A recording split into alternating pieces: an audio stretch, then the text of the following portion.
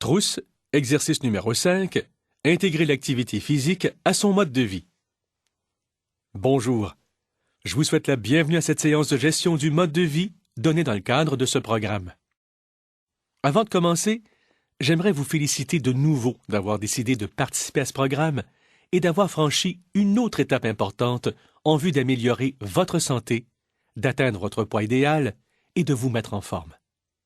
Aujourd'hui, nous nous concentrerons sur les façons d'intégrer l'activité physique à votre mode de vie. Les informations que je vais vous donner sont en grande partie résumées dans la trousse éducative portant sur ce sujet. En plus d'écouter ce que j'ai à vous dire, je vous invite à passer en revue les informations fournies dans votre trousse au cours des prochains jours. Si vous avez des questions, posez-les à votre mentor. Promener le chien et utiliser les escaliers plutôt que l'ascenseur sont des exemples de ce que nous appelons l'activité physique liée au mode de vie.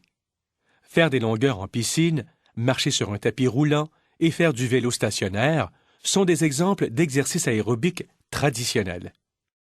D'autres exemples sont présentés dans votre trousse éducative. L'intégration d'activités physiques liées au mode de vie dans votre programme d'exercice traditionnel présente de nombreux avantages. Vous pouvez faire des activités physiques liées au mode de vie en tout temps. Vous n'avez pas à prévoir du temps dans votre horaire pour faire ce type d'activité.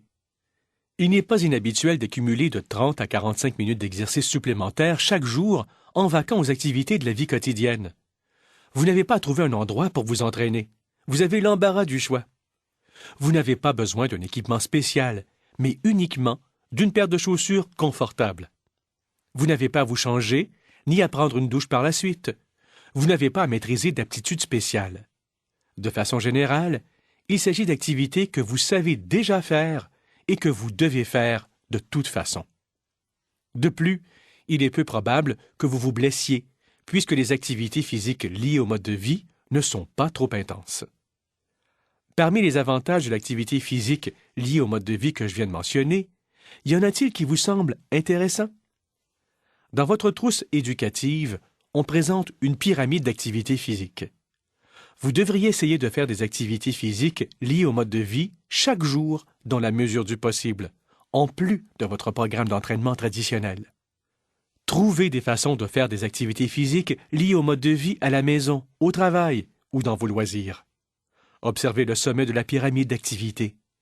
Comme vous devriez essayer d'éviter un surplus de gras et de sucre dans votre alimentation, vous devriez également tenter d'éviter les activités sédentaires. Passez-vous beaucoup de temps en position assise ou couchée? À quel moment de la journée êtes-vous le plus sédentaire? Pourriez-vous remplacer certaines activités sédentaires par des activités liées au mode de vie? Pensez-y et élaborez un plan.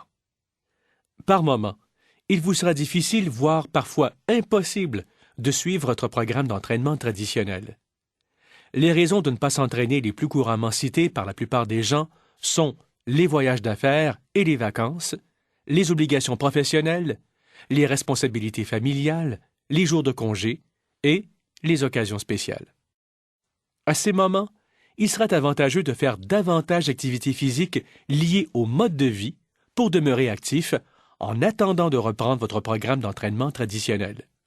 Il serait dommage qu'une interruption vous pousse à abandonner l'ensemble de votre programme d'entraînement. Vous trouverez dans votre trousse éducative d'autres trucs pour composer avec ces situations courantes. Tentez de prévoir les situations susceptibles de vous poser des problèmes. Préparez une réaction positive et discutez avec votre mentor de stratégies pour demeurer actif. Il peut proposer des ajustements à votre programme d'entraînement pour vous aider à reprendre le cap s'il y a lieu. En cas de perte de motivation, ce qui arrive à tout le monde, la façon dont vous gérez le problème en vue de reprendre l'entraînement est nettement plus importante que la perte de motivation en elle-même. En fait, la perte de motivation est une occasion de mieux vous connaître. Réfléchissez à ce qui s'est passé, à ce que vous avez fait et à la façon dont vous pourriez gérer la même situation à l'avenir. Vous pouvez tirer des conclusions de ces périodes de perte de motivation et devenir plus confiant en votre capacité à gérer des situations problématiques à l'avenir. Voilà ce qui conclut ce que je voulais vous dire aujourd'hui. N'oubliez pas de revoir attentivement l'information fournie dans votre trousse, de répondre aux questions, de faire les devoirs et de déterminer à quel point l'information s'applique à votre situation personnelle. Vous réussirez mieux le programme si vous utilisez pleinement la documentation fournie. De plus, assurez-vous de discuter de toute question avec votre mentor. Continuez à participer à ce programme et vous réussirez. Finalement, rappelez-vous que le destin est une question de choix et non de chance. En attendant votre prochaine visite, je vous souhaite de passer une excellente journée en santé.